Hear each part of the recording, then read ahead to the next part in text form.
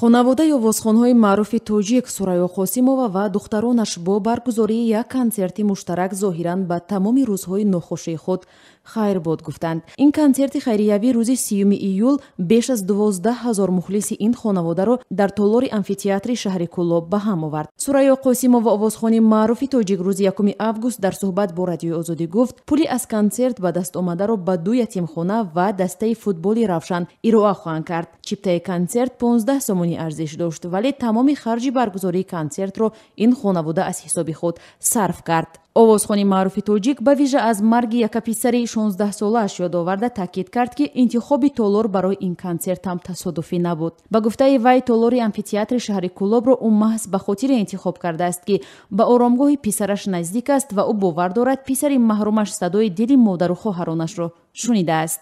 шикасту рехти зиндагӣ хела зиёд шид, лекин сабр, таҳаммул аз ҳама чизи беҳтарин аст ва барномаам аз таҳти дил буд. худо ба шукр, мо да мухлисомон дар кор. Дига ҳама чӣ меша. Иншоалло ами барномаи хайрия худаш баракати худша дорад. Як обрӯи ҳар як санъаткор аст. консерти хайрияи хонаводаи Сурайё Қосимова бо дастгирии ҳукумати шаҳри Кӯлоб ва ҳафтаномаи ССР баргузор шуд. Сайёфи Мизроб, сардабири ҳафтаномаи ССР, ки сарпарасти кулли ин консертро бар дӯш дошт, мегӯяд овозхонҳо дар консерти хайрия ба таври зинда тарона иҷро карданд. Ба гуфтаи ӯ, азбаски Шабнаму Фарзона дар чанд соли ахир наметавонистанд консерти худро баргузор кунанд, чорабинӣ роҳи онҳоро ба саҳнаҳои бузургтар дар Тоҷикистон боз хоҳад кард. як воқеае рух дод, ки барқ аз кор монд ба чанд сонияе ва ҳамаи микрофонҳо хомӯш шуданд.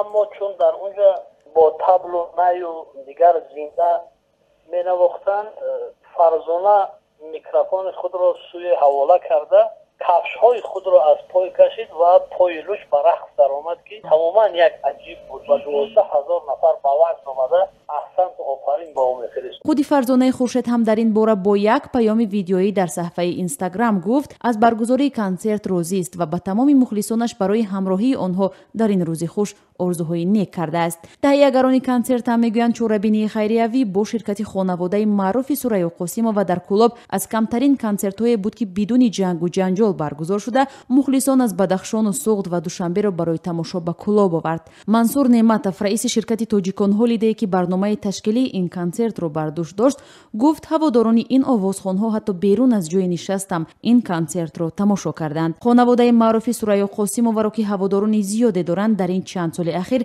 дар воқеъ чандин ҳодисаҳои нохуш дунболагир буд. 2 соли пеш хонаи онҳоро дар Кӯлоб ғорат карданд. Баъди чанде дар манзили зисти Сурайё Қосимова сӯхтор ба амал омад, ки дар пайи он тақрибан 30% манзили зисти овозхон ба коми оташ рафт. Шабнаму Фарзона дар ин муддат аз ҳунарнамоии тариқи шабакаҳои давлатӣ маҳрум ва дар барномаҳои консертии ҳукумат ҳам роҳ намеёфтанд. Як соли пеш ҳам Сурайё Қосимова дар Ҳиндустон ҷарроҳӣ шуд ва сиҳатиаш бад арзёбӣ мегардид. Бо беҳтар шудани ҳоли ин овозхон, сиҳатии писараш Эмомалӣ, ки ба дарди саратон гирифтор буд, бад шуд. баъди чандин моҳи табобат ӯро аз даст доданд ва акнун мисле, ки дар зиндагии ин оилаи маъруф хати сафеде пайдо шуд. Шабнаму Фарзона акнун дар барномаҳои консертии давлатӣ дубора даъватианд ва роҳашон барои ташкили консертҳои вижаву бузург ҳам боз шуд. Ба ин тартиб Сурайё Қосимова мегӯяд, ҳамроҳи Шабнаму Фарзона ният дорад то консертҳои хайриявиро дар кишвар бештар кунад ва ба ин васила кӯмакашонро ба афроди ниёзманд бештар кунанд.